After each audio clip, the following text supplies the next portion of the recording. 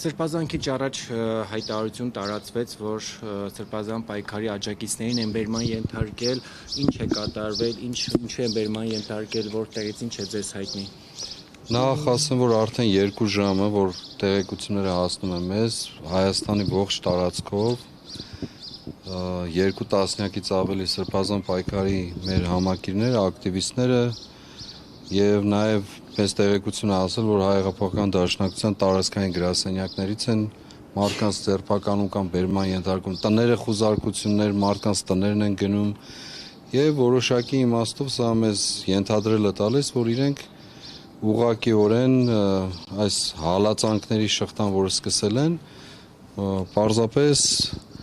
այսօր Թուրքիայում գտնվող անձի վախերի արտահայտությունն է լայն իմաստով եւ այդ վախը արտահայտվում է ոստիկանական ռեպրեսիաների, հալածանքների տեսքով։